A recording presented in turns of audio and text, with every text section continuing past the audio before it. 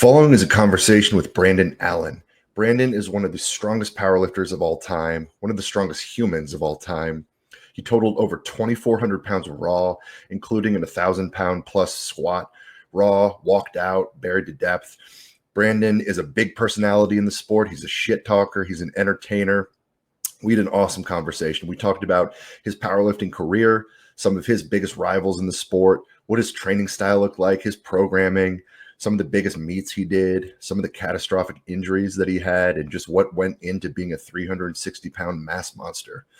Then we get into his post-powerlifting journey. We get into some serious topics, talking about fertility struggles, and various protocols to get pregnant, which is a prevailing issue with people who've extensively used PEDs.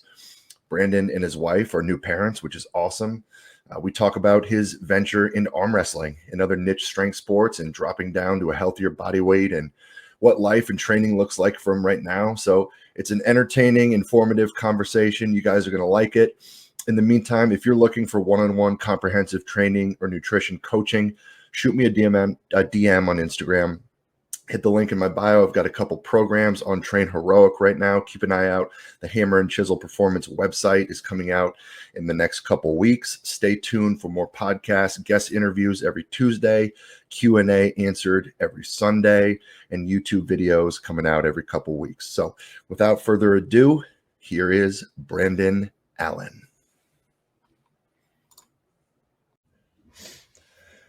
All right, guys, welcome back to the Hammer and Chisel Performance Podcast. I'm your host, John Heck.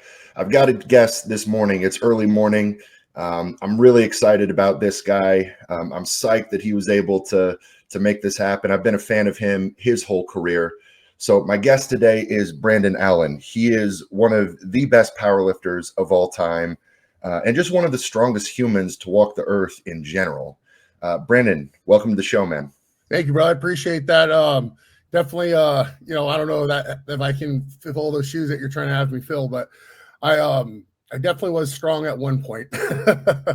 Yeah, I mean, your best total is what, 2,430 raw? Yeah, 2430 raw. That was at Big Dogs 3 in 2018 in Australia. And not to mention a 1,003-pound squat raw, walked out, buried to depth. 1,008. I need my 1,008. Apologies. Those 5 pounds fucking matter. I know it.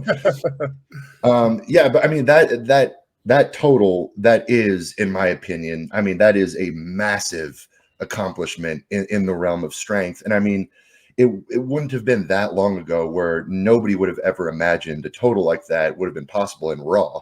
Right. I mean, back in the early 2000s, that would have been considered a great total in, geared powerlifting, totally. in the heyday of multiply lifting. So, you were kind of on the back end of the wave of all those raw powerlifters that really popularized the raw side. When I became a fan of powerlifting, it was 2011. So it was the Stan Efferdings, the Dan Greens, those guys. And then you kind of came into prominence and you're competing against the Eric Lilliebridges, Milanichev at the end of his career, some of the all-time big names in powerlifting.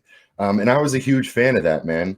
So just give the people just a quick bio, kind of just Cliff Notes overview of your resume, your life, and we'll kind of dive into things.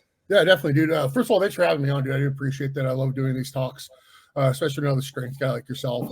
Easy conversation, you know what I mean? We just talk about what we love. So, but yeah, strength training has kind of always been my thing. I got a weight set in my garage when I was 12 years old. It was just, banging weights, not having no idea how to work out, but just in there doing something every day. And I remember growing up, I grew up with my cousin. We were pretty close. And for whatever reason, we didn't see each other for a few months. And then the next time when I saw him, he was like, "Holy shit, dude, your chest got huge." Mind you, I'm like 13 years old this time. And I was like completely addicted I was like, someone's going to say that every time they see me from now on. And, that's when my, the obsession with the weight training really began. And, I played football, high school football. I played junior college football. I was always the strongest guy in all the teams and whatnot. And then, powerlifting wasn't really anything that I, aspired to do I didn't really know about it. Mind you, YouTube wasn't really even anything when we were at that age, you know what I mean? Early 2000s really wasn't anything at all. So you didn't really see too much about the stuff. It was pretty niche. Unless you were like involved in it, you didn't really know about it. I was living out in San Diego. Like I said, I grew up in Los Angeles. I've lived all over kind of SoCal. I was living in San Diego doing power line construction. At the gym I went to, there was this dude, pretty buff dude, and he was a cop. He was a cool guy. We'd see each other at the gym. We'd talk every now and then. And I remember one day he just asked me, he's like, oh, do you compete in powerlifting? And I was like, oh, that shit they do in Russia? I was like, no, I don't know anything about it. He's like, no, man, they do that here. And I was like, really? And so I started, I was training at the 24-hour fitness in Santee. And from there, we started training at his garage. I trained with him for like 2 months, maybe. And then I went and did my first powerlifting meet. I believe my total was like 18 something, high 18s or something like that. And I was, I won the meet, I won best lifter. So when I met Is that Raw? That was Raw, yeah. Met Alan Arts and Steve Dennison, all the USPA guys. And I was just like, all right, this is cool. So later on that year, I went to Worlds out in Vegas. I ended up winning that as well. Didn't get a 2,000 pound total yet, but I was knocking on the door. And mind you, at this time, a 2,000 pound total was like considered the big dog. You know what I mean? That was gnarly to do raw. It was very rare because geared lifting was so prominent, especially single ply. Single ply arguably probably still is bigger than raw in terms internationally. It's big internationally. It's not as big in the United States, but raw was kind of picking up. So I just obsessed with it, kept training, doing everything on my own, had no idea what I was really doing, kind of like intuitive lifting. Like when I felt good, I would go heavy. No like program design, just kind of bro lifting, but just going really fucking hard. And then I got all the way up to like a 2,200 pound total training like that. I moved to Las Vegas. I'm sorry, I'm a little bit jumped a little bit. I moved to Las Vegas within this time to train like Stan Efferding, Eric Spoto, guys like that were out here. So I was just out here, and then I remember Stan had the 2303 raw total, which was like considered fucking absolutely insane. And I was like, damn, I'm at 2,200, man. I wonder if I can catch Stan Efferding. Like, that just seemed impossible, when you first started. I was, man, if I catch Stan, I would be real satisfied. That'd be awesome. So that's when, around that time is when Chad Wesley Smith reached out to me and offered his services for coaching, and at the time I was so broke and, just fucking, living the gym life. And I had opened my gym, Guilty Power Gym and whatnot. And, we were doing okay, but, I didn't have extra money. I was like, Chad, I don't know if I can afford it. He's like, no, dude. He's like, I want to train you. I want to teach you how to do this. He's like, you got a lot of potential. I was like, fuck, okay, not going to say no. And at that time, I was kind of flirting with a couple other people that I wanted to work with. Like I was talking with the Lily Bridges, who Eric Lilybridge was a competitor of mine, or, a peer who I was competing against in terms to beat. Mind you, he was East Coast, I was West Coast. And they used the monolift and they didn't walk it out. And I didn't like that. I wanted to walk it out the way that the guys before us had done it. So Chad was an obvious choice because Chad, instilled a lot of that in me too. Chad was like, no, dude, he's like, if you can't walk out your fucking squat, you can't squat it. Simple as that. And I was like, yeah, that makes sense. How could we feel comparing ourselves to the Ed Cohens and Kirk Kowalski's when they're picking up and walking it out and we're not, you're using a monolift. So, Brandon, let me just jump in real quick. Just some of my audience, they're not powerlifting savvy people. So I've got a large chunk of my audience who are big powerlifting fans. Everything you said resonates with them. For my non-powerlifting audience, people come from the football side. What Brandon's talking about here with the walkout thing, in big time powerlifting, a lot of these guys and a lot of federations, they utilize a machine called a monolift, where if you can picture them squatting, they unrack the bar. They don't have to walk it out. Their feet remain stationary. And then the hooks mechanically pull out from under the bar. They're able to hit their squat in place. It gets racked. Now, what Brandon did his whole career is unrack and taking steps back, walking it out, which when you've got 1,000 pounds on your back, that makes the difficulty of the entire lift vastly harder. A lot can go wrong in those two steps. Exactly. Anyway, didn't mean to cut you off, man. Keep going. No. Yeah. So again, I was, a meathead and always like true to that, how to walk it out, even if it would hurt me, I just didn't care. In terms of like hurting my numbers of not squatting more, because I don't care what anyone says, you can absolutely squat more weight in a monolift than you can from walking it out. It's simple fact. I remember there's an old video of Kirk Kowalski, probably could find on YouTube, but he was saying like at the time there was several guys that could squat 1,000 in the gym on the monolift, but they couldn't do it in competition because they couldn't walk it out, so it didn't count.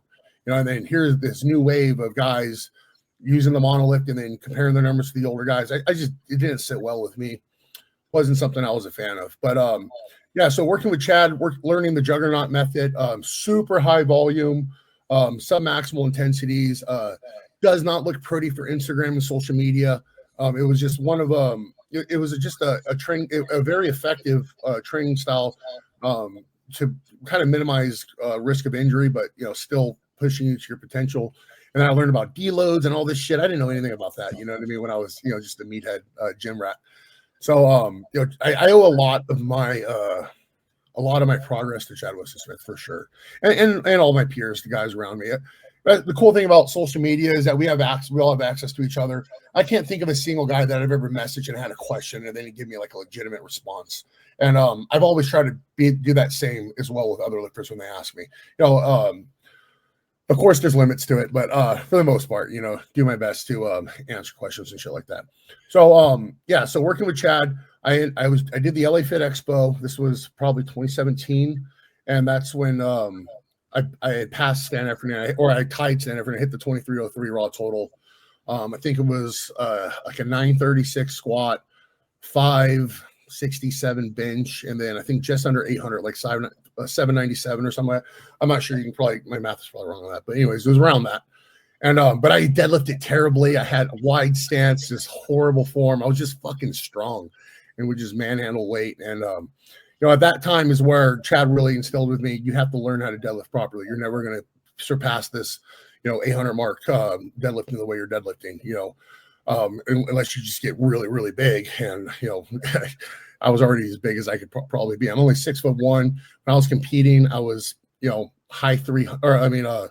300s, like 320 to 330, up to my biggest, which was at Big Dogs. I was like 365 pounds. But anyways, I had to fix my deadlift form. That's when Chad started having me do box deadlifts a ton. If anyone that doesn't know what a box deadlift is, it can be simple. It cannot be. Basically putting like a plyo box against the wall, pressing your calves against it while performing a deadlift so you can create vertical shin tibula. Anyways, at my small gym I had in North Las Vegas, doing box deadlifts was a fucking nightmare. I'd have to bring a bench over and load a bunch of 100-pound dumbbells on it to try to keep it from moving. So I just didn't have access to a wall. And that's when I invented my product, the Vert Pole. I don't know if you're familiar with the Vert Pole.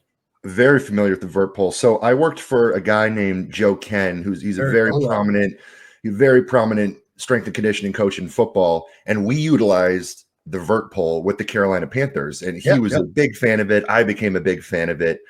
So yeah. Yeah, I remember when he placed that order for the Vert Poles, I was so excited to build those for him. It was pretty cool. Joe's always been good to me, man. I appreciate that guy a lot.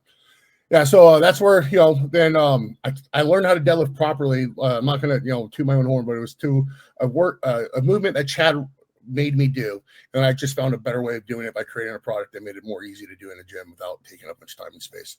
But in that time, mind you, like the 2303 total, that was good. I ended up having a couple injuries, supraspinatus tear, nothing too serious, like minor pec tear.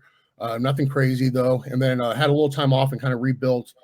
And then I came back 2018, and that was at Kern. I don't even remember the Kern 2018 meet. I was in San Diego. That was wild. The reffing was ridiculous on the squats. They were red lighting everybody for, in my opinion, legal squats. I mean, it was just one of those days where, and then the stage was wobbly. It was wild. But I wanted to be the first fucking American to squat 1,000. At that time, I think I might have been, or I could have been, maybe, because I know Andre Mahalichev had done it. So once we saw Andre do it, then we're like, okay, it's possible. Like it could be done. And I think that's big. I think that's probably like with any sport or anything. Once you see it could be done, you're like, all right, well, if someone did it, then why can't I? So I may have been wrong though. I think maybe Ray Williams had definitely squat 1,000 at that point, but he was in the drug-free raw division. So even a way harder way of lifting than when we were lifting, but we didn't count him. You know what I mean? That genetic fucking monster. But Andre had done it, and then around that, I think I was hoping to be the first American. It might have been a little wrong, but I did not get 1,000 that day. I squatted 975, but JP Price squatted 1,003 if I remember correctly, and then I remember maybe briefly after, or maybe right before Daniel Bell had done it. So I was up there and one of the first guys still to be able to do the 1,000. I still hadn't done it yet. A little bit of that meet in 2018 at Kern. That was so I was talking a lot of shit online, which I'm sure you're familiar. Oh yeah, I loved it. Yeah, it gets people fired up for meets and it creates competition and stuff, and people want to see either win or lose. So, and I was good at promoting meets for doing that kind of shit. And the Dennisons loved it when I did it too, because it made USPA grow pretty well, I'm sure. I talked a lot of shit that meet on how I was going to kill everybody. And my opening squat was 925. They called me on depth. And then, so my second attempt was 975. And I was like, well, I'm not going to leave them any question on depth. So I squatted way further lower than I needed to, lower than I was used to training, lower than I had to. And that shit stapled me to the floor. To this day, that is the only squat I've ever missed in my entire life. I've never missed a squat in the gym. I've cut squats high. But sure. I've never missed it. You know what I mean? That was the first time I ever got stapled down from a fucking squat. And I remember they get it off me. I turn around, I go to the judges booth, and I was like 1,003. And then Chad was like, whoa, hey, Brandon. He goes, it's a long drive home back to Vegas, buddy. He's like, if you miss the squat, you're out. You're bombed out. And I was like, all right. He's like, just retake the 975. So I was all right, 975, retake it. I retook the 975. I ended up crushing it. Definitely had 1,003, but whatever. It is what it is. So I was playing, mind you, this was what fucking stupid formula do they use at this time? Maybe it was Wilks. I think it was Wilks formula. These fake formulas that they make up for small guys to pretend they're stronger than. Yeah, so it's like dots now. Back then it was Wilks. Yeah. So just pointless, stupid shit. But there was $40,000 for the first place in that meet, $10,000 for second, like $5,000 for third. It was a big money meet, and for powerlifting, that was the first of its kind and something that I really needed. I wanted bad. So I was doing everything to get that 40 grand. Yuri Belkin from Russia, he was in for that meet, and Yuri was 242er and just an absolute monster, super, super strong guy. Granted, he wasn't going to touch numbers I was touching as a super heavyweight, but the Wilks formula definitely favored his weight. So 100%. I knew I was going to have to perform extremely well to beat him. Bench, I ended up getting 567, I believe, or 573, one of the two. And then we're going into deadlifts. My opening deadlift, I don't remember, 800 or something. Second deadlift was 843. So we're at the end. I'm coming in for my third attempt. We're doing the math. Chad's doing the math for me and calculating to see what I need to win to beat Yuri, because Yuri had already turned in his last deadlift. And I needed to pull 887 in order to win. And mind you, the highest deadlift I did in prep was 823. So even the 843 was already a PR. But the way that we trained, that's how we were. I always hit PRs in meets and never in the gym. So I was like, fuck. Chad's like, dude, let's just take 860. You secure the 2,400 pound total. You secure second place. I'm like, I didn't fucking come here for second place. Like, no, I want to fucking win. I was like 887. So I remember Larry Wheels had pulled 881. He was the second to last deadlift, and he smoked the 881, got it clean. And I was going up for 887.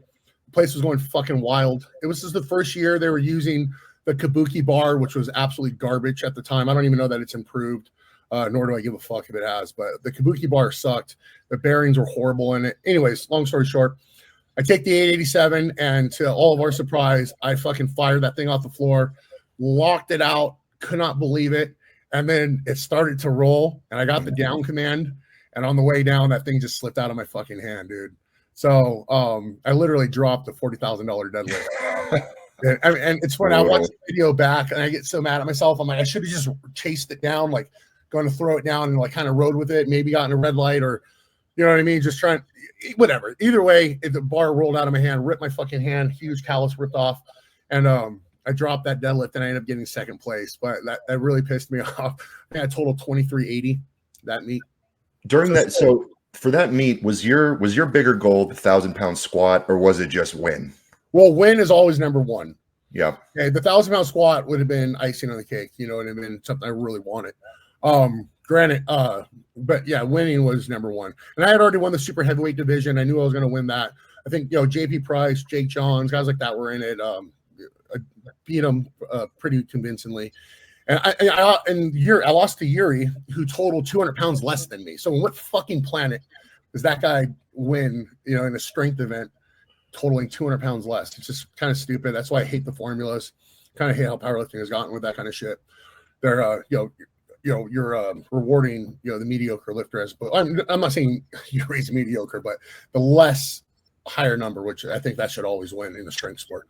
But anyway, so so that had happened. I was now, in my head, and mind you, I didn't even have a great day. I think I went like fucking 4 for 9 or something, or 5 for 9.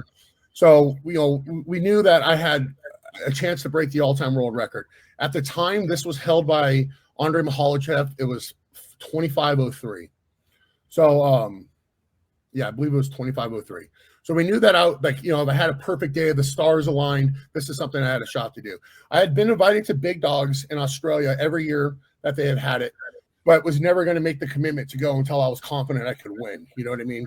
So this was finally my year, 2018. Mind you, Kern was early in the year. Big Dogs was at the end of the year. So I was already pretty tore up from prepping for that 975 squat. My knee was already bothering me quite a bit.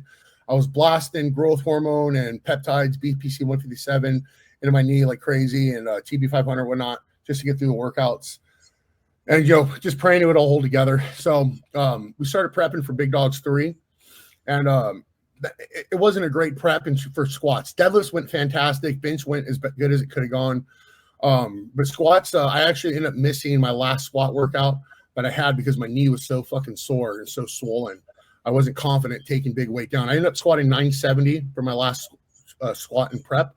Were you still working with Chad at this time? I was still. Oh yeah, I worked with Chad from 2017 on until, or I'm sorry, 2016 until the end of my career, 2019. Or my competitive career. I'm still obviously training and whatnot. But anyways, I remember my knee was already pretty tore up. We knew there was something wrong with it, but we didn't really know how bad it was. And then we go to Big Dogs. We go to Australia. Mind you, I'm like 365, 370 pounds at 6'1", as wide as I am tall. Flying 14 and a half, 16 hours, whatever it was. It's fucking awful. It was crazy. But we get to Big Dogs, Australia, and it was in Frankston, which is just outside of Melbourne. And I remember having a hard time keeping my weight on. We're out there. The food's way different than it is here. Yeah. It was pretty tough, but we went a week early to get me acclimated. And then Big Dogs 3 was, for those that don't know, that's like the cream of the crop in the entire world. They invite only the big dogs out. It's an open weight division. There is no scale. We don't weigh in. You can be a 308er, 275er, super heavyweight. So all the big guys came. That was, like Eric Lillybridge was doing that meet, who was a rival of mine who I really wanted to, go head to head with. And, but again, he didn't walk out a squat. He used the monolith. That's why we never had a chance to compete in the States, because I was doing USPA. He was doing whatever federation it was at the time that was using a monolith. So, but Big Dogs was going to be my shot to beat him. And I was going to walk out my fucking squat the way you're supposed to. So, that meet went absolutely fantastic for me, other than the end, but we'll get into that. I remember, I'm going against Odell Manuel, Peter Petrus from Czech Republic. Sean Doyle was the only other guy from the United States there. Dan Bell was invited, but ended up not going that year for whatever reason. I really wish Dan Bell had gone. Eric Lillybridge from Australia at that time. Just all the killers, Dylan Hellraiser's first big meet. It was pretty intimidating, to be up there with all those guys. So, we're in the back warming up, and that was like by far the coolest powerlifting competition I've ever been to. We each had our own individual monolift in the back to warm up with, or at least just me and one other guy or something like that. Yeah, it was pretty cool. It was really nice. They really put a lot into that meet. I was really grateful to be a part of it. But it's pretty funny. We're in the back, and all the guys have like a team of dudes helping them wrap their knees, getting shit ready, and it's just me and my wife. We did, my wife wrapped my knees through all my preps. She did everything for me. She changed my weights. She's a tough chick. So me and Jenny are in the back. She's wrapping my knees, getting me ready for the squat. I ended up doing 1,008. Odell Manuel went last. He ended up doing 1,014, which really pissed me off because I wanted to have the highest squat at Big Dogs. So we go into bench, and that meet was pretty crazy because there's only 9 of us lifters. And, we're used to doing meets that take 8-10 hours, literally a whole fucking day. That meet was done in 3.5-4 hours, completely done. And these are the strongest guys on the planet, there. And so we didn't have the recovery that we're used to. I know I didn't prep for that. I was prepping with 8-minute rest sets, not 3 minutes, just because that's what we normally had. So I remember we get done with the squats. They asked me to go out and give a speech. That's when I was out there talking shit. In America, we walk it out. And, I'm sure you remember that. Oh, and then we go to the back, and I'm still out of breath. And they're like, hey, Brandon, we signed the golden monolith. Anyone that squats 1,000 pounds signs the golden monolith in Australia.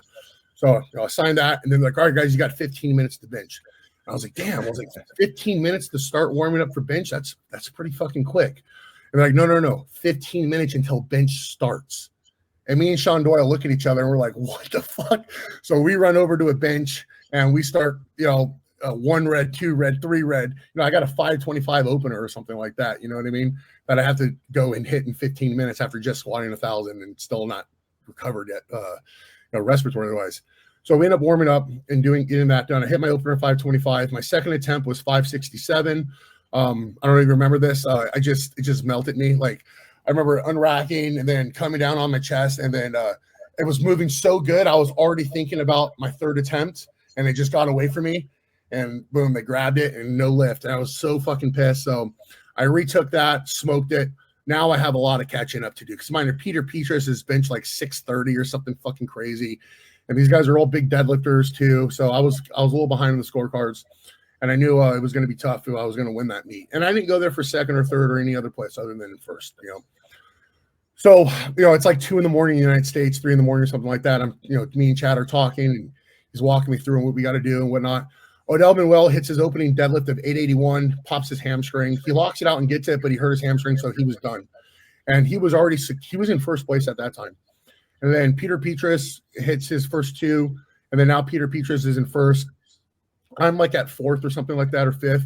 I hit my second deadlift, which was 855. That puts me at 3rd. Now I'm beating Eric Lillybridge. I'm beating, all the guys. I'm only behind Peter Petrus from Czech Republic and then Odell Manuel from New Zealand. Those are the 2 guys that are in front of me. I could have took an 881 deadlift at the end there, which I was very confident I would have got, and I could have beat Odell and secured second place, and I would have won 15 grand or something like that. First place was like 22,000, but it didn't matter. The money wasn't even it. I wanted to fucking be the strongest guy in the world and do it on that platform. So we're going into my third deadlift, and you can change your deadlift twice. You can't change it more than that. So I remember telling them I wanted to be the first one. At this time, no one had done 1,000-pound squat and a 900-pound deadlift raw in the same meet. It had never been done. So I was like, well, I already got the 1,000-pound squat. Like, let's go fucking 900. You know what I mean? Let's do 900. So I tell him 900. Chad starts texting me. He's like, hey, you only need to pull 896 to win this. You don't need the 903. I was like, well, I already fucking told him. And I remember telling him changing it to 896. And then we're talking about the 1,003 or the 1,000 and the 900. And Chad's like, oh, well, go ask him if you can change it again then if you want to try it. I tell him no, you already changed twice or whatever. You're stuck with it. Okay. All right. So 896 is what it was. I don't know if you remember that, but that was pretty electric. I was the last deadlift out there. It was finishing the meet. I was in 3rd place. If I complete this lift, I take first. I bump everyone down. It would have been, pretty big career moment for me for sure. And I got as close to deadlifting 900 as you can possibly get without getting it. I mean, it all the way up past my kneecap and just stopped. And I remember seeing fucking stars, and I was about to go out, and the thing just went let loose out of my hands. And it was, pretty disappointing, but either way, it was still awesome. It was incredible, neat to be a part of, great experience, a memory I'll never forget.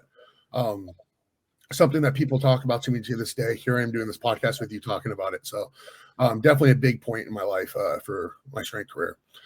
And then I'll kind of wrap it up here because shortly after that was kind of where it came to a quick end for me. Now at this point, I knew I was going to break the all-time world record. I think Daniel Bell had just chipped it over Andre Mihalchev's. So I wanted to come back to the States, and I think Daniel Bell was going to do it, and we're both going to do Kern 2019, or maybe he was. I don't remember exactly, but I knew I was going to do Kern in 2019 Kern. I was going to break the all-time world record. I was very, very confident, like 1,050 squat, something 900 deadlift, 600-pound bench. I was very, very confident. And I was prepping for that meet, and my knee was already banged up real bad. We knew it was fucked up. We didn't really know how bad, but we knew it was banged up. And Iron Rebel, my sponsor at the time, was out here with Andy Huang, that huge Asian guy. He was out here, and we were doing a video for Iron Rebel, and I had a 925 squat that day. It was just like early in prep. So I remember my knee was fucked up. The whole warm-ups, I knew something was wrong. I knew it was tighter than it should be.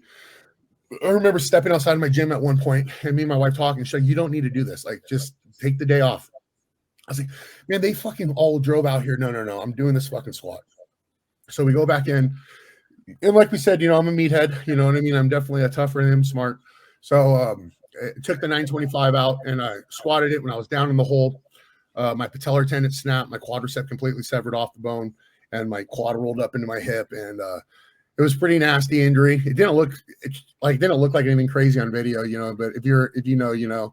And I still stood up with that 925 with one leg. I think Dennis needs to call me for a world record pistol squat because my right leg wasn't working. But stood up with the 925, racked it, and then I remember taking the knee wrap off and watching my leg kind of disappear. And then and it was pretty fucked up. You can find this video on Iron Rebel's YouTube account, I think, and find the video. But I remember being so delusional and so retarded and such a meathead, like thinking like, oh, like, well, the meet's in 7 weeks. Like, I'll just rest, and I'll probably just like do like a 950 squat. I'll be all right. And I remember the next, this happened on a Friday, so I couldn't see the specialist on Monday. I remember going and seeing him, and he takes a look at my leg and has me do a few movements. He's like, yeah, dude. He's like, we don't repair this, you'll never walk again. I'm like, oh fuck. I was like, how long? He's like, a year. He's like, it's gonna take a year. I'm like, and that's an eternity, especially when you're at the top. A year off in eternity. I was just like, damn, man. All right, whatever. Went home, super depressed, super bummed, pissing in bottles all day. Can't get off the couch, waiting for my wife to get home from work to give me a hand. Still working, doing online programs and whatnot, but just fucking miserable. And then it was about 4 months after my knee surgery, and I was finally walking comfortably again and like squatting body weight to depth and whatnot. And I just opened up my new gym, and I was on my Harley. I was on my way to work, and I got T-boned at 50 miles an hour and broke my back, or crushed 5 vertebrae in my spine, broke my pelvis, cracked my elbow, just completely fucking destroyed me. So that was kind of the end of my powerlifting career. And and probably for the best. God works in mysterious ways. I was force feeding and juicing, blasting so hard. I was just a walking time bomb, knocking on the devil's door, praying he never answered. And it was just one of those things, man. So I guess it kind of had to happen. But at this time, this is when, I mentioned Eric Spoto earlier, been a good friend of mine for a long time. World record bench presser, bench 722 pounds of raw. He's also one of the strongest arm wrestlers to ever fucking live as well. And a lot of people don't know that about Eric. But Eric was, involved in the arm wrestling thing out here in Vegas. And so the arm wrestling team was having practices at my gym. And I had gone a few times, done it. It was fun, but you just get so fucking sore after. I couldn't bench press for fucking 2 weeks. And I was like, this is stupid. I'm not doing this. And then, but with the injury, with my back being so fucked, and me kind of understanding and realizing 1,000-pound plus squats probably aren't in my future anymore.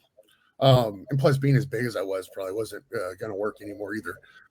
So I got into arm wrestling, and I met Devin Larrett around this time. I remember Eric calls me when I say, hey, bro, you got to come to the gym tonight. He's like, there's a world champion arm wrestler's coming in. He's like, I want you to meet him.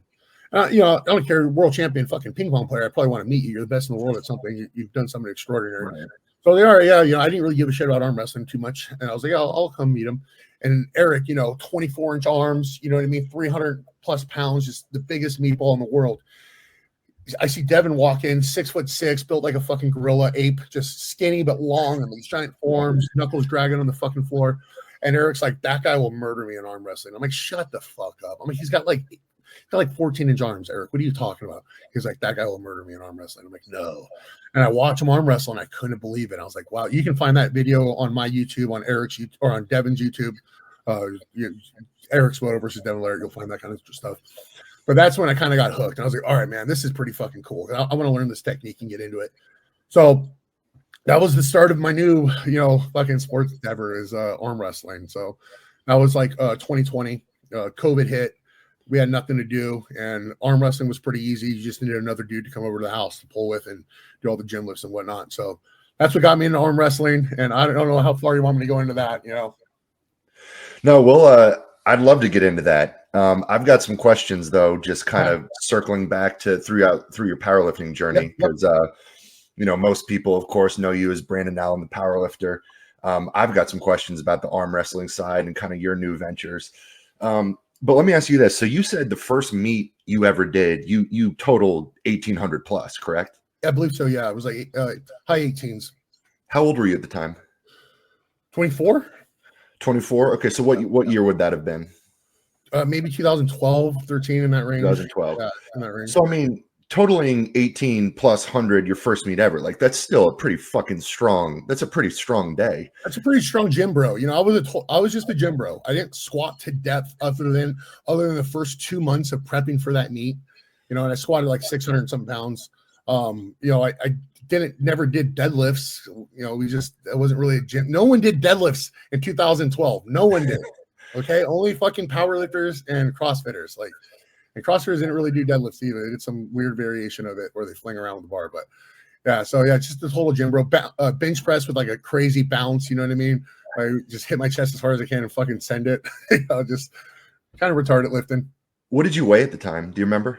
I was probably like 260-ish, 260. Yeah. And what were you doing to make a living? I was a heavy equipment operator for Avaibale out in California. So putting up power lines and doing stuff like that. Yeah. Okay. So, I mean, you're just a big, naturally cock strong guy, just coming in the gym, just slinging weights around with no formal coaching. And that obviously a tremendous talent. How did Chad Wesley Smith end up kind of discovering you? Well, social media, you know what I mean? Instagram, I followed him, followed me, whatever. I was kind of rising in the ranks, and we would have a little conversation. I'd ask him questions about things. Why are you doing so many reps? You know, and and Chad's like, because you need to build a bigger muscle, has potential to be a stronger muscle. And I'm like, what? Like, what the fuck are you talking about? And using words like hypertrophy, which was Japanese at the time, just because I wasn't engulfed in the world, you know what I mean? And then Chad really, just watch all his content. Chad has put out so much content and so many courses and stuff on his YouTube channel and juggernaut.com or juggernautstrengthtraining.com, whatever it is. You can learn so much of it and become a pretty decent coach as long as you learn how to apply it just through the free information he's put out. So it was just kind of a natural, it just kind of worked. You know what I mean? It just worked for us. We both grew up in the same area. He lived in Orange County. I grew up in LA. So, we knew a lot of the same people. Guys who I played junior college football with in Orange County, or guys that he used to train and stuff like that. So he had knew about me through them. But yeah, it's just kind of a small world type thing. Yeah, he trained some of those other strong dudes from Orange County, the big SC boy. Yeah, you remember that guy, and the Pitbull Torres, some of those dudes. Yep. Yeah, Chad Wesley Smith. I was a big follower of him for years. I mean, he was obviously an incredible lifter himself. He was a thrower, but one of the smarter coaches out there in powerlifting. I learned a lot from him in terms of programming. I always thought guys like him and Josh Bryant were some of the better powerlifting coaches out there, at least in terms of the programming content they were putting out. So, I mean, obviously, you were in great hands throughout your career. Well, and real quick, also, it was. I'm a big fan of where I always believed in. If you're going to learn from someone, they should probably be someone who's done what you want to do. And I think body size and weight classes are pretty similar too. Like I don't think 135-pound, even a world champion powerlifter is going to relate to someone like me that needs to eat 800 to 900 or 8 to 9,000 calories a day. You know what I mean? Competing, where I knew someone like Chad, he looked like me, he was bigger than me, he was stronger than me, he's where I wanted to be, and he was definitely smarter than me. So that's why he was a good choice for me to work with. Yeah, I mean, there's such a big difference between the big, strong lifters and the lighter lifters, even the world champion lighter lifters. Yeah, recovery is huge. Yeah, I mean, the load management, I mean, just the toll a 1,000-pound squat takes on the body versus a 600-pound squat for an 150-pound lifter, although that's still an incredible feat. Sure. The toll it takes on your body is completely different. And then, like you said, just have the size you've got to maintain, all of those things. So absolutely important working with a fellow super heavyweight who understands all these things, has lived it, knows what it feels like to have 900 plus pounds on your back and the recovery that goes into a single session that heavy. So all right. So you compete, you're no formal coaching. And then there's kind of that 4-year period or so before you met Chad, where you're kind of climbing the ranks. Were you natty at this time? No. I was like a total, like I said, typical gym bro. I would run like 500 milligrams of test a week. You know what I mean? And just randomly I would do cycles of like throw Deca in or whatever I can get my hands on. Didn't really know the science to it though. Didn't really know what I was doing. And then, I thought like I took a lot of steroids until I got into the competitive powerlifting world, and I was like, oh shit, there's levels to this shit. You know what I mean? Yeah. I don't get me wrong, I've run my fair share, but I've also met guys who have ran insane cycles, and these are guys who aren't even that great of lifters. You would be like, what, really? Like, Yeah, it always seems like the guys at the lower levels are the ones really abusing stuff. I yeah. mean, they're the ones who feel like they have to. They don't have the natural talent within them. They feel like if they just push the drugs super hard, maybe that's what will finally get them over the edge and to the top. But I mean, That in the was definitely sport, a point where I thought like that too. And now that I'm thinking back to it, I started working with Chad in 2015, not 17. I'm sorry. okay. It was a little bit earlier, but I remember 2016.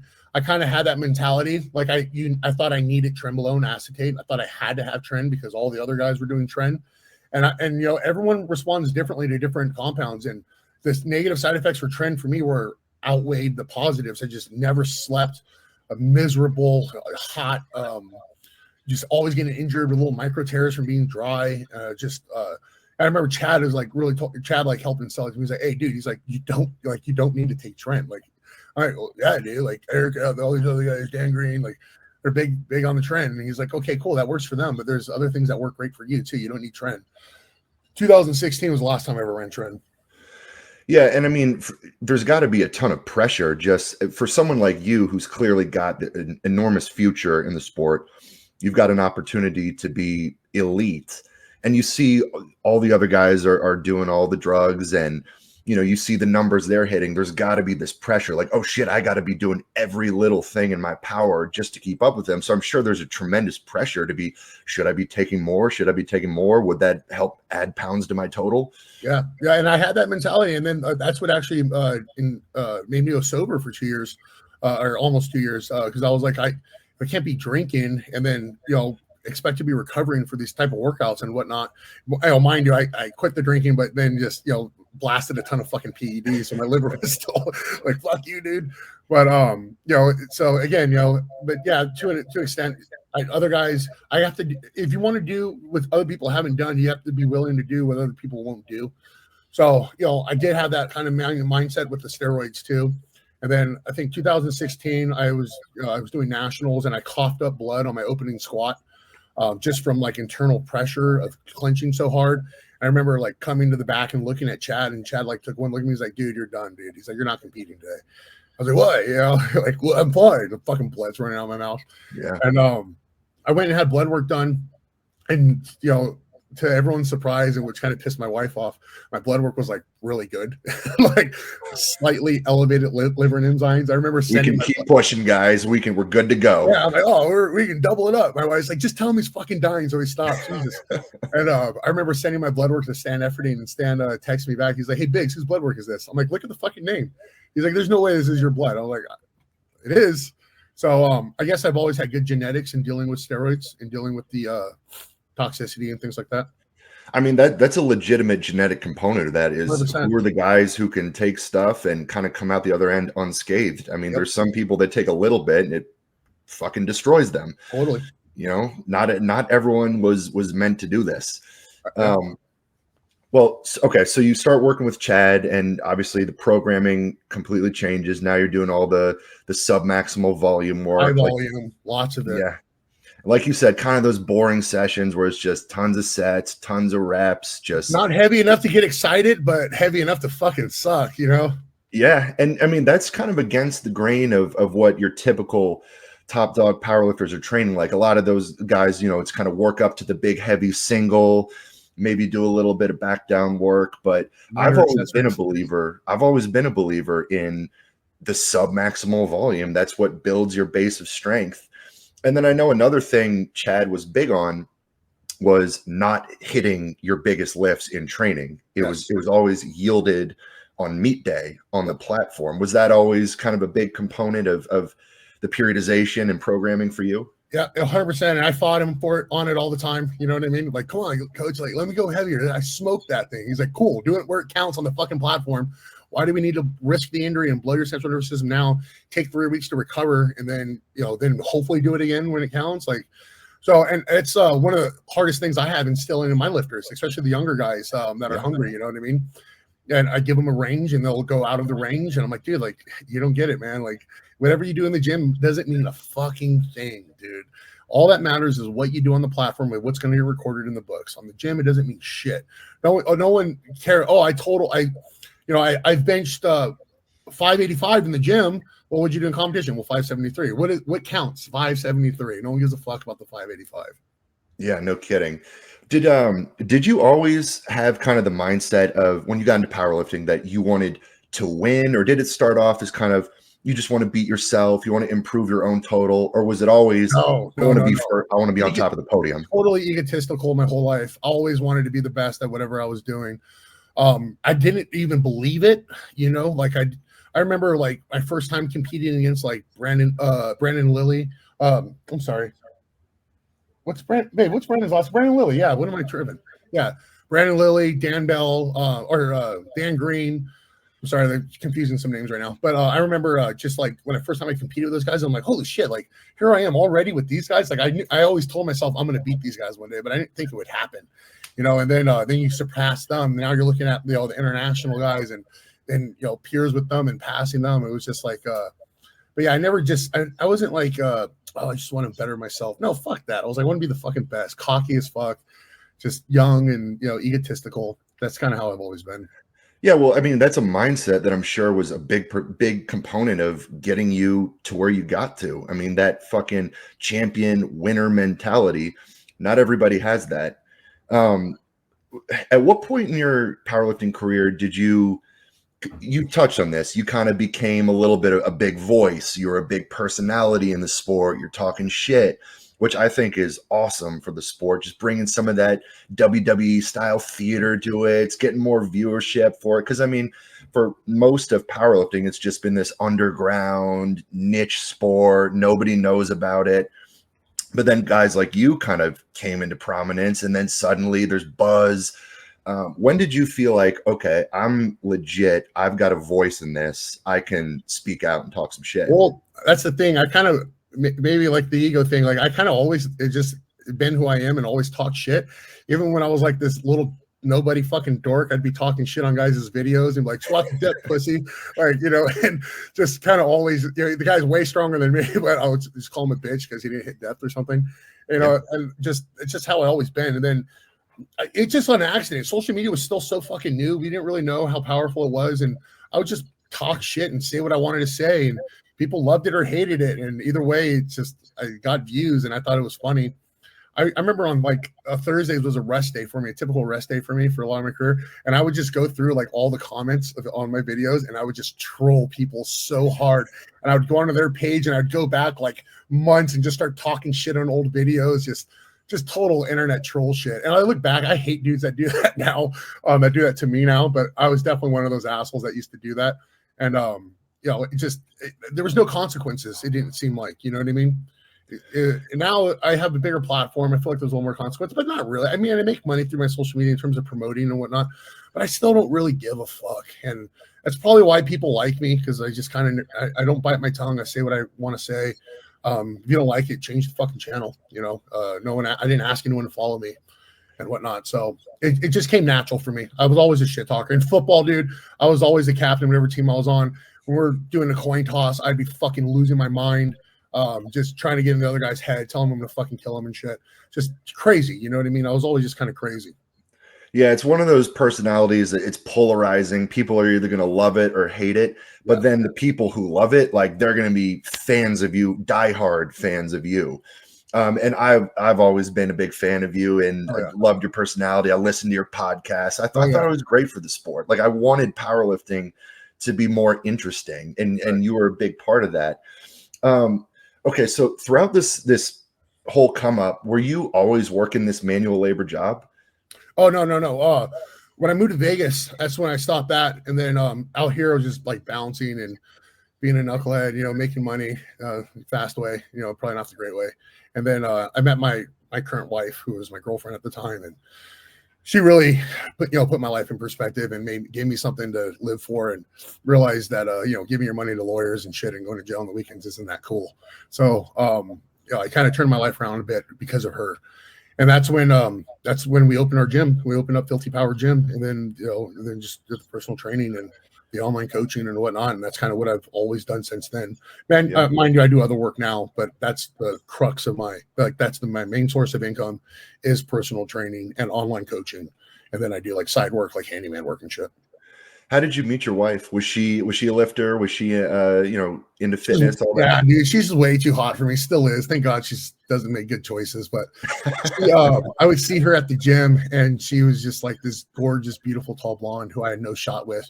And I would like, with my boys and stuff that we'd be lifting in the corner, she'd be on a bench and she would get up and I'd run over there and like sniff the bench and like behind her back. And just always, just being a knucklehead guy in the gym. And then, we have a mutual friend. Maybe you heard of him, Jay Cutler. But I knew Jay from way back in the day, just from going to bodybuilding expos and whatnot, and working at the Gold's Gym out in Sand Hill and Flamingo here in Vegas, where he used to work out at. And Jenny was Jay's massage therapist for all of his throughout his Olympia career. She did all of his soft tissue work and whatnot. So I remember Jay was going to make a comeback for the 50th anniversary of the Olympia when they filmed the Generation Iron. I think maybe 2 or maybe 1. I don't remember. And so Jay hit me up and was like, "Hey, Biggs, I'm going to start training at LBC. You want to come train with me?" Basically, he needed, a guy that's like, "Hey, we're using this machine next. You got to wrap it up." So, that was my role. So we go. Just a goon. Yeah, basically at that point. So we go and we trained together that day, filmed a video, whatnot, and then it was maybe his Facebook or YouTube, I don't remember. And then Jenny was working on him that night, and Jenny was like, "Oh, Jenny always called me Meat at the gym," and she's like, "Oh, Meat or Brandon," and then Jay like kind of put in a good word for me, and then Jenny hit me up on Instagram, and then we went to the gym the next day, and fast forward 10 years, we've been together ever since.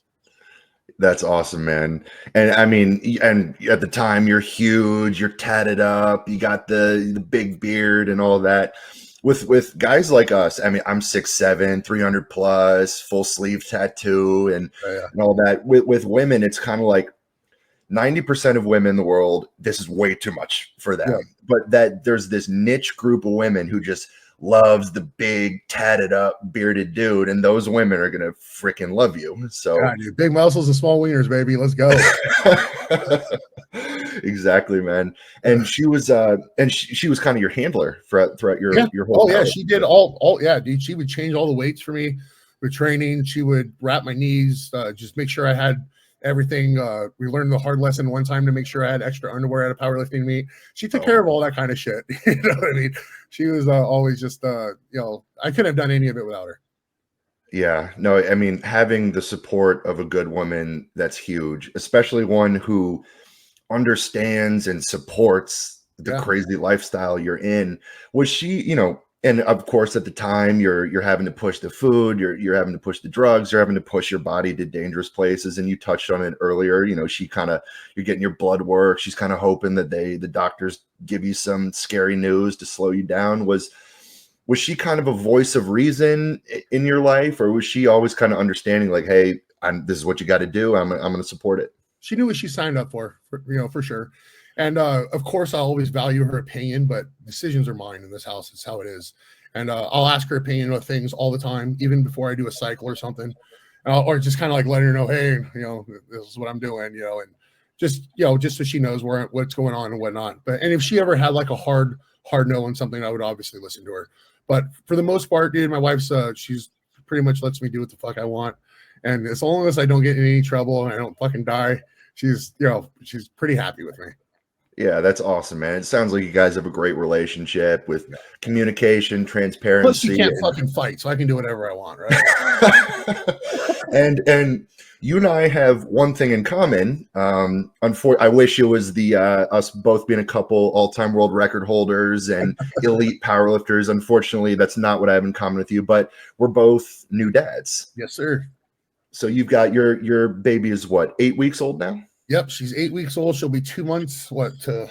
Tomorrow she'll be 2 months old. So a little Madeline Grace, definitely, just a blessing. You know what I mean? Something that, like we've talked about a little bit off the show, and again, like I said, we'll talk about it on the show.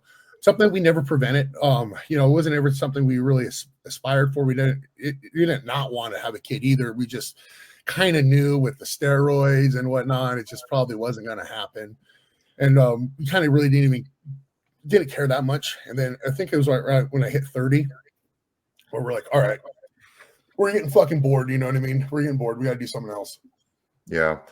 Yeah. I mean, just with your everything that you've had to do throughout your career, you know, the PED use and all that, it obviously, it makes it an uphill battle to get pregnant. And that's one of, alongside some of the other obvious health risks, one of the biggest gambles you're taking if you venture down that enhanced road is potentially messing with your fertility. I tell this to all of my clients, all my young athletes, all the guys, even girls that want to do steroids. And I just do my best to talk them out of it. Like, especially the young girls, like it's pretty wild on how many girls take steroids these days. And I mean, you're taking a male hormone, no matter what. Oh, it's just antibiotic. It's a male fucking hormone. Okay. Like, no matter how you look at it. And the young guys too. I just tell them, I'm like, hey man, listen, I spent $40,000 on fertility drugs to get me fertile again. Can you afford that? Do you want to have to afford that? No. So maybe wait until you're a little older and you maybe this is something you want to do later in your life. I wish people had this conversation with me when I was younger, because it never even really crossed my mind, you know, like I didn't even really think about, you know, having a kid. I didn't think that, you know, I had a bunch of buddies that were on steroids that had kids, and I just didn't, you know, it affects everyone differently. You could be someone that can run a cycle and shut down fertility for yourself, or I've got guys that have been doing steroids for 20, 30 years that have fucking multiple kids, and you know, it just, everyone is affected differently. But when we finally decided that we wanted to try to have kids, I had my sperm test done. Zero sperm, zero motility, pretty much useless. You know what I mean? So that was a challenge. And then, you know, I was talking with some fertility guys about what to do, some people out here in Vegas. And, you know, everyone was like, you could stay on TRT, and do the fertility stuff and get your levels back up. And, you know, I researched it more. And, you know, even if you're running a therapeutic testosterone or replacement testosterone dose, you know, it's never going to help you with fertility. At best, it shuts you down a little bit. At worst, it shuts you down completely. So I was of the mindset, you know what, I did a lot of damage and I'm spending a lot of fucking money. And I can do a year without fucking anything. I can do a year. I'm not, you know, it's just going to suck mentally. I'll be fine though. So that's what I ended up doing. I ended up doing 12 months exactly with no testosterone, no nothing. And then running HCG, Clomid, gonal FSH, something else in there too. HMG as well. And you know, these drugs aren't cheap. I mean, several $100s a day for these doses for this stuff. And it was at that weird time where they just did all these bans where it was so hard to get HCG, and they scheduled to a lot of things. So we had to order stuff from Canada. It was just a fucking pain in the ass. But I ended up getting my sperm up to double what a high sperm count is, and my motility is high as it can possibly be. So for you guys out there that think that there's no hope for you and you've been doing steroids too long, you've done too much abuse to your body, just know, dude, there's always hope, man. And work with people that know what they're doing and get your shit working. That's something that you truly want, but it's a sacrifice. You're going to lose tissue that you worked really hard to get. Your hormones are going to suck. Everything's going to be low. You're going to hate yourself. There's going to be days where you just don't even want to live, man. I've been there. But just push through it, dude. It's all worth it, you know. And I look at my daughter now, and I'm like, I would do that 10 times longer to have her. Yeah, man. I mean, that's great advice and great perspective. And you know, when you're a young lifter, like, you know, in the back of your mind, like, okay, this stuff down the road theoretically could make me infertile, but it's not real yet. Like, it's not your reality. You're focused on powerlifting. That's all. Oh, that's in the future. It's in the future. But then a certain point comes where it's like, okay, this is real now. And then you're getting a fertility test back. You're seeing your sperm count 0. And then it's like, oh shit, it's a punch in the face. This is real now. Yeah. You know, my wife and I, it was about a 2-year battle trying to make this happen. And, you know, we finally did, but man, it's tough. And then, like you said, I mean, for a guy like you, who your entire identity, you're the big, strong guy, you're this elite power lifter, you know, you've been on gear for years and years and years, just coming completely off. It's not like you just snap back to just normal human mode. You crash down to nothing. I was at 80 to 90 nanograms per deciliter on my blood test. Yeah. So, I mean, for those of you who don't know, like I said, it's not like you're just returning back to quote unquote normal Right. human status. You're going to like 99-year-old man status Right. in terms of your hormones. It's going to tank your emotions. Just you're going to feel like shit. You're going to be losing muscle, which I mean, that's such a mind fuck. It's like your identity is going away. Yeah, So, totally. yeah. And then meanwhile, you're in the back of your mind, you're wondering, is this even going to work? Like, Right. This all could be for fucking nothing, you yeah, and know? you're spending money all on Awesome. all the fertility shit. So anyway, absolutely psyched that things worked out for you. And then now that you've got your baby, I mean, it just it makes everything that much more worth it. I would do it all again, no questions asked. Yeah. Well, few more questions. Just getting back to the powerlifting side of things. Mhm. Okay, so going into Kern and Big Dog. So now we're talking about actual big money meets. So there's money on the line. Yep. The best lifters in the world are there. And I know at Big Dogs you said you competed around 360, which that was heavier than normal for you, correct? Yeah, I would like train at like this is when 2018 was my biggest years. 2016 and then 2018 were my 2 years where I was my largest, and I was around 350ish. And then for Kern, I went down to 323 because of the Wilks formula. Uh-huh. I knew I had to drop a little weight for that one, but Big Dogs, I knew there was no holds bar, so I was closer to 370. I was waking up. I think I saw like 370 in the morning on the scale one time. So And was great. the mindset going into that meet like I'm just going to empty the clip? I'm going to come in as big as I possibly can, Oh yeah. and Well, weight moves weight. The bigger you are, the more potential you have for strength. Just because the bigger you are doesn't necessarily mean you're stronger, but you have more potential for strength.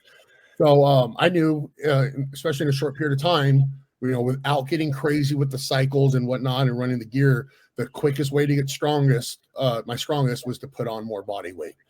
So, and again, the cycle I ran for Big Dogs 3 was, I'm sure people that don't know steroids are probably like, oh my God, that's so fucking much. But very similar, moderate. I'll tell you, I don't like talking about doses on these shows. I don't like kids to mimic it, but pretty moderate for elite power lifter.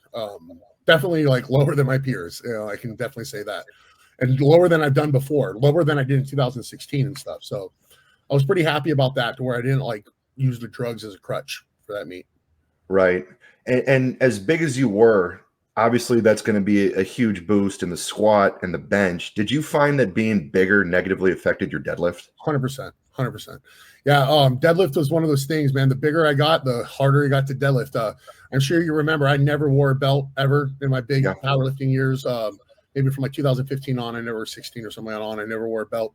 And a lot of that was because I was so fucking big. And when you bend over, you expand. And I would expand so largely that a belt would be completely pointless, because for it to even fit when I was bent over, when I stood up, it would just fall down my waist, and I just feel like I didn't need it. A belt is a crutch for your core strength. I did not lack core strength at all. My core was strong as a fucking ox. In fact, I hated a belt even on squats. The only reason why I wore a belt for squats was simply because of the walkout.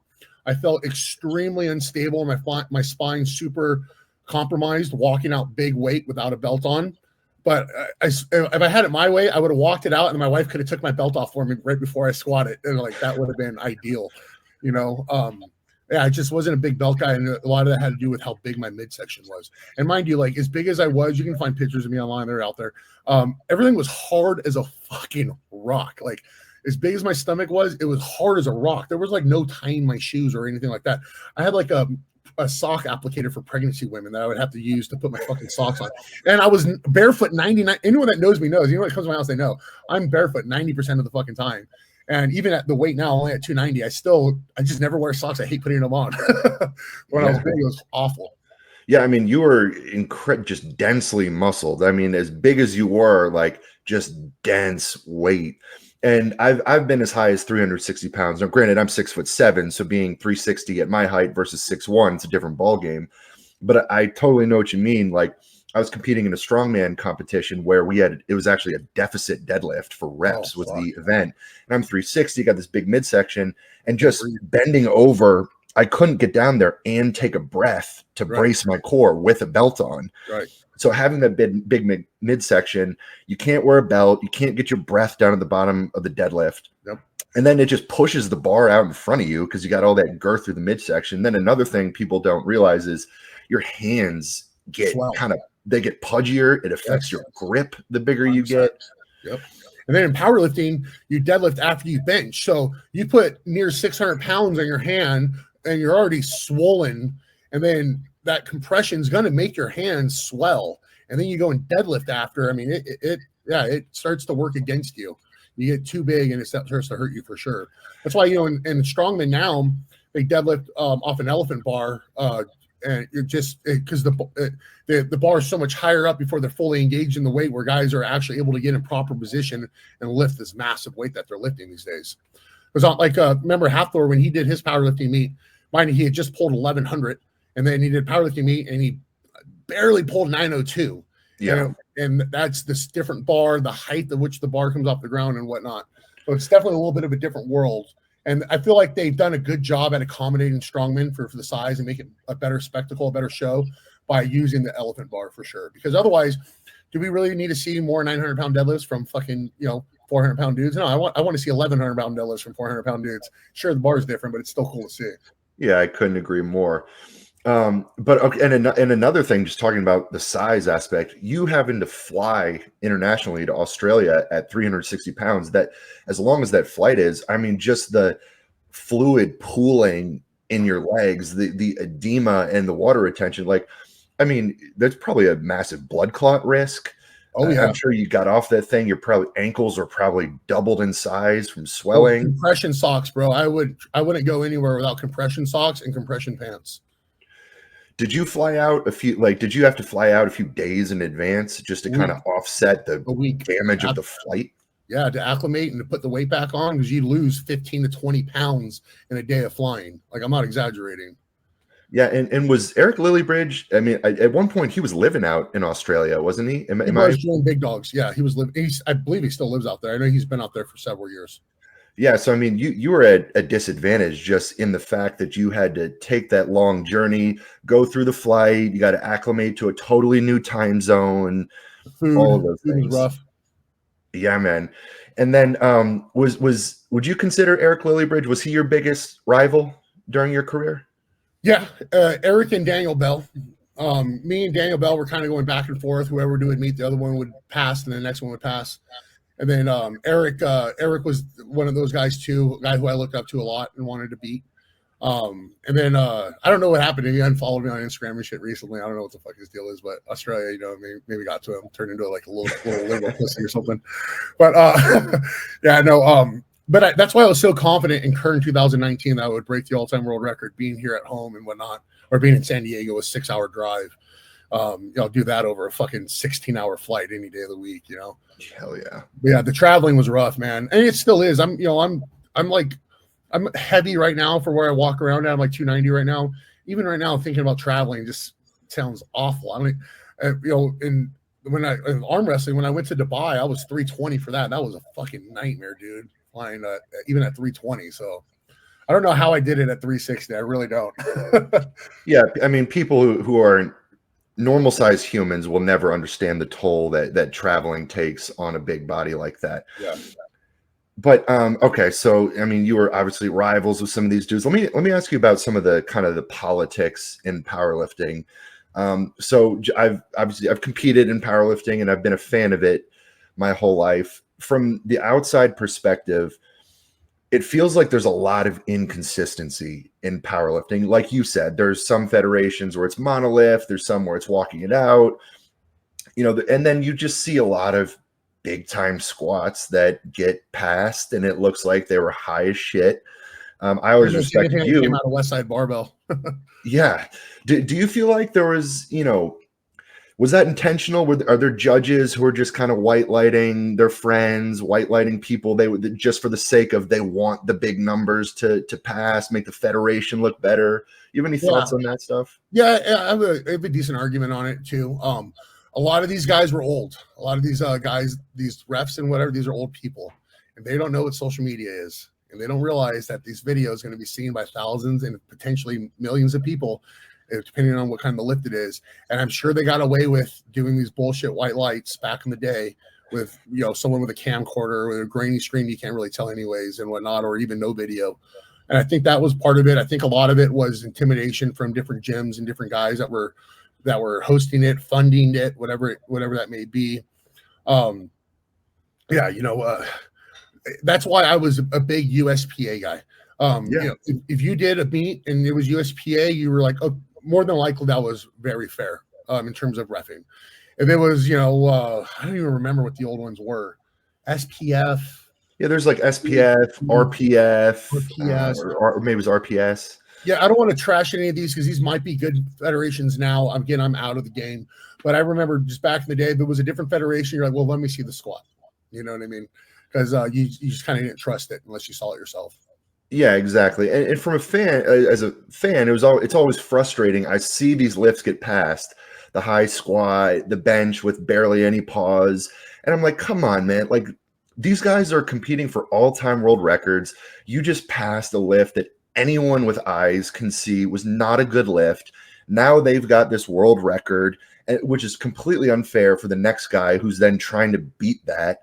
Like, I wish there was better standards in powerlifting. And I mean, you're right. It seems like the USPA has always been really upheld a good standard. So when I see these different lifters competing in these little no-name federations, I'm like, bro, why not just step on the platform at a legit federation? I mean, that's always been frustrating for me. That's why I only did USPA. The only meet I've ever done that wasn't USPA was Big Dogs 3, and there was no sanction on that one. It was just the best. You know what I mean? So other than that, everything I did was USPA. Yeah, well, and that was something I always respected you for. The lifters who squat to depth, who compete in the legit federations, and then you having the integrity to walk the squat out. I mean, to me, that I love that. Anyway, so your powerlifting career wraps up. Let's get into the arm wrestling here a little bit. So, I mean, for anyone who's seen you on social media now, completely different physique. You've got abs. You're freaking jacked. What are you weighing now? Thanks, man. I'm heavy right now. I'm like 290. And that was for my cause. I like sitting around 270. That's where I feel where I'm comfortable. I can sleep without a CPAP. I'm decently athletic, and I'm still relatively strong for me. Obviously, the heavier I get, the stronger I get. It's how my body works and how most bodies work. Mine particularly just responds well to weight. But, there was a potential match that was coming up, and it kind of looks like it's not going to happen. So I was going to bulk up to 330 for this potential match. And now I'm kind of glad it's not happening because with the baby and work, and it's like, oh man, I hate being big like this. And yeah, I'm not even that big right now. I got to 295 before I kind of got the soft left down that match might not happen. So now I'm slowly going back down. Does the increase in size help your arm wrestling strength in the same way it does your strength on, a squat and a bench? Because you talk about guys like Devin Lorette, who, I mean, he's just a big, lanky dude. I mean, he's not filled out by any means. He's an anomaly. He's a tough reference because Devin is just a freak. He's not normal. But I would say there's not as nearly as big as a carryover. Like I could put 10 pounds on and know I'm going to put 15 to 20 pounds on my bench. I can put 10 pounds on. It doesn't mean my side pressure is going to increase by much at all. But granted, muscles support tissue, support tendons, and arm wrestling is tendon-based sport. The more muscles you have, around the tendons, obviously, the better they're going to work. And it could work against you in terms of getting pumped. Arm wrestling is a sport that you don't want to get a pump. That's like the worst thing that could possibly happen to you in a match is your arm or your hand getting pumped up. So too much muscle can work against you. Too much drugs can work against you. It's a very interesting sport, man. There's a lot to it. It's again, it's like anything. Like what's deadlifting? Just grab weight and pick it up. Cool. Now deadlift at your maximum potential on this date. You know what I mean? Now there's a lot more that goes into it. Same with arm wrestling. Gripping up with your buddy at a bar, is fun. But now going to your maximum potential against someone else. Maybe internationally, who's been doing this a long time. There's a lot more involved in it. And the best way to describe arm wrestling is like jiu-jitsu for the wrist, basically. Yeah. Moves that counter other moves. You can be like, there's guys who I'm way, way stronger than who will fucking murder me in arm wrestling. They can just simply have enough tendon strength or enough hand or wrist strength to turn me in a certain way. Like I might be strong like this, but if my wrist is turned like that, now I don't have that strength anymore. it's very strange. And it's just one of those things that you constantly learn and evolve. And probably why I love it so much, because every time you think you got something figured out, you'll grip up with someone else and they'll teach you something totally different. Like, oh shit, okay. So it's an interesting sport. But to your question, does the weight help in arm wrestling? Yes. Is it as big of a carryover in powerlifting? No. Yeah, that's a good analogy. I like that, the jujitsu for the hand, because I mean, I know if I were to get into a fight with a skilled fighter, a skilled martial artist, I can be way bigger, way stronger than this dude. But at the end of the day, his skill is going to absolutely overcome me, and I'm going to get my ass kicked. Yeah, you'll So me fatigue and you before going you- against guys who've been doing this for years and years and years, that skill component is always going to give them such a leg up, as with anything. Yeah. So what does a typical training week look like for you now, if you're preparing for an arm wrestling competition? Okay, so which I recently just started kind of prepping for. Just even though I kind of know this match might not happen, but still I'm kind of set into it. I've been squatting a lot recently I've been squatting a lot up until very recent. I kind of pulled back on squats, focusing more on the arm wrestling stuff because you can only recover from so much.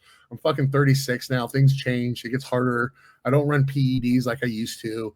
And so again, I have to be a little more intelligent with my program design and prioritizing things that are important and kind of letting things go that aren't as important. But strict curl is a big part of my training. And it's also a powerlifting movement. I don't know if you're familiar with the strict curl, like CT Fletcher. Oh yeah, back against the wall. And it's a powerlifting competition, something that I inspired to do. I really want to compete in strict curl. And a stronger bicep is never going to hurt you in arm wrestling. There's some guys that say biceps aren't very important in arm wrestling, which it could be for their move. And then other guys who say their biceps are very important because it benefits their move. So everyone has different moves. That's why there's no way of saying what's great for arm wrestling, what isn't, because everyone arm wrestles differently. For me, strict curl helps me a ton. So strict curl is one day of I train 4 days a week, strict curl being one of them, bench press being one of them, strict standing overhead press being one of them. And then I have a leg day where I typically swap, but recently I just stopped squatting just so my body's not focusing on recovering from that. And I do like double overhand axle bar deadlifts on for a leg day, which is more grip focused anyways, because I can only get up to like 400 pounds doing that kind of stuff, which my body can obviously deadlift much more than that. Ever since you got into arm wrestling, have you noticed hypertrophy through the forearm, the wrist, the muscles in your hand? Yeah. Everything's different, dude. My body's built completely different now. I would, probably argue it more aesthetically pleasing from when I was powerlifting. Waist is significantly smaller. Good, arms are thank you, man. My arms are much bigger. I'm much leaner. I don't need to have that giant midsection to put 1,000 pounds on my back and not fold over. You know what I mean?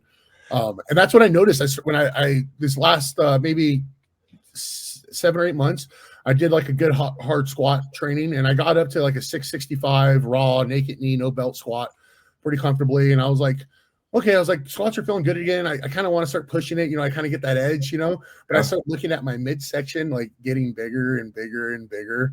And it's funny, something that Stan Efferding told me years ago, who was one of the first dual athletes to be pro and high level at bodybuilding and powerlifting. I remember like talking to him in the gym one day. I was like, man, I'd like to try bodybuilding one day or something like that.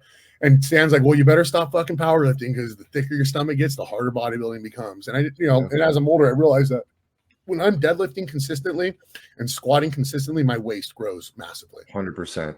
Yeah, your obliques just get so thick. And I mean, you can see it in the physique of powerlifters who have gone to the bodybuilding side. You can take one look at their physique on stage, go, I bet that guy was a powerlifter. They got strong at one point. Look how thick dense midsection, kind of the smaller arms, because they weren't doing all the sarcoplasmic hypertrophy type work. And no, but I mean, you look great now, and I'm sure having the physique you do, it probably helps helps marketing for coaching, all that. Totally. I mean, the reality is physique sells. 100%. Yeah. Like, it's hard to take advice from someone that looks like I used to look, like I look like a thumb with fucking a bunch of hair coming out of the top of it.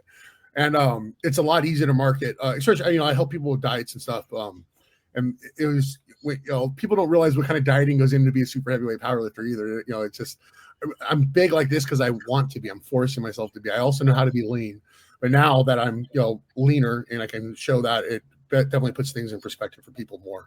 And they realized, like, okay, I guess this guy knows what he's talking about for diet as well. Well, I just got a couple more questions for you, and then I'll let you go. And I know you got to get out of here. But what was a typical day of eating like for you when you were at your heaviest and you were pushing the hardest? Everything, bro. Like, just so many eggs. I hate eggs, but I eat eggs every fucking day for breakfast. I always will. We got 20 chickens out here, so we get fresh eggs out here now. But I eat eggs every day. Mind you, when I was like growing and competing, I was pretty broke. So a lot of top ramen noodles, like 6 to 8 packs a day. So much fucking cheap sirloins from Albertsons, like that are like about to expire for my protein for my steaks. I would eat fast food like probably 4 or 5 times a week as well, just from being on the go and just eating the calories. I would never really, like if you did the math on what I ate, it was like around like 8,000 to 9,000 calories every day. And some days more, some days less, depending on how hard I train. I wasn't big on counting the calories and the macros and that when I was competing. I just knew I needed to get like 60 plus grams of protein, or 60 plus ounces of protein a day, red meat. And I needed to make sure my weight didn't drop below whatever certain number. So that's kind of how I would fluctuate and be like, okay, today I need to eat 6 packets of ramen, or I know I need to eat more top ramen, or, and then, I eat a lot better now. Now I basically follow the vertical diet. I've been doing that for like the past 6 years, or 4 years. What people don't realize about being an elite super heavyweight lifter is the hardest part's the eating. Oh, 100%. Training is the fun part. Like that's the part we love. We get to go. You go in the gym. You're there for a few hours. The eating, that's 24/7. Yeah, it never ends. And then I remember going to sushi. All you can eat sushi out here, like we have all here in Vegas, and like sitting there for like an hour and a half and like being completely miserable, going to explode.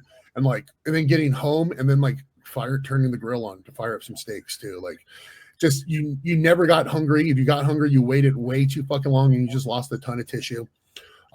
Just miserable. My wife used to pack me a lunch to go to bed that I would bring to bed with me. I'm not kidding. I swear to God. I used to eat, and I'd get up in the middle of the night and eat. I remember I'd be eating like a fucking peanut butter and jelly sandwich at the edge of the bed, and I'd like fall asleep eating, and my dog would like come up on a half-eaten peanut butter and jelly sandwich. Like, oh no, come here and do that. Yeah, that's the shit people don't see. No, they don't realize that's like the stuff people don't see. And never even sleeping when you're that big, like you don't fucking sleep. Like you think you do. You lay there and gasp for air for a few hours, and then you get up and do it all over again. Yeah, and I mean, people think it's the PEDs that really take a toll on your health. I mean, the reality is it's being that big, and just like you said, at that point, you've got horrific sleep apnea, putting so much stress on the system, just pounding the food. Your heart's having to support that weight.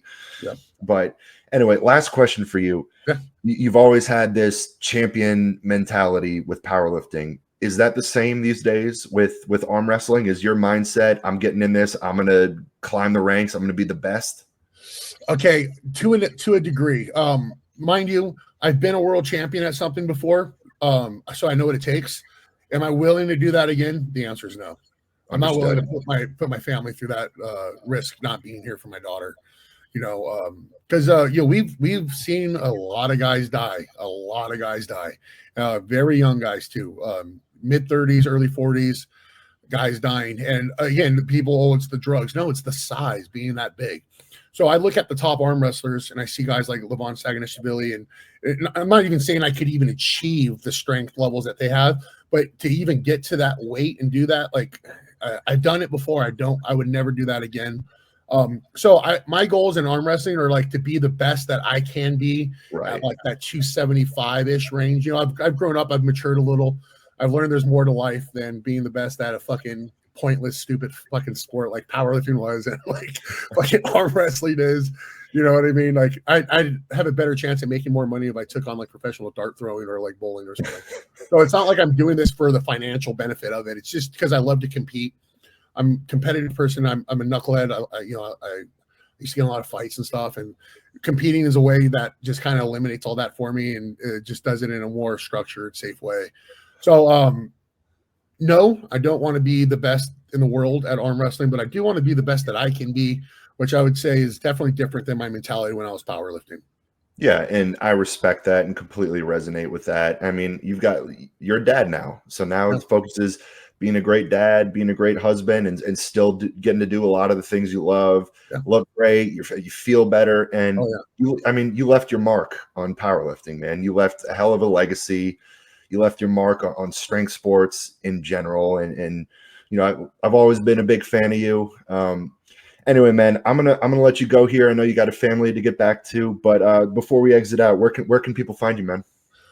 Most active, you're going to find me on Instagram. Brandon Allen Filthy Power is my Instagram. If you're into small wiener jokes and me roasting my wife and some mediocre lifts, you're going to find all that there. I have a YouTube channel. I'm not too active on anymore. There's a lot of old content, and every now and then I get on there and throw some things on. But yeah, I would say Instagram would be your best bet. I pretty much respond to everybody in my DMs unless you're saying some weirdo shit.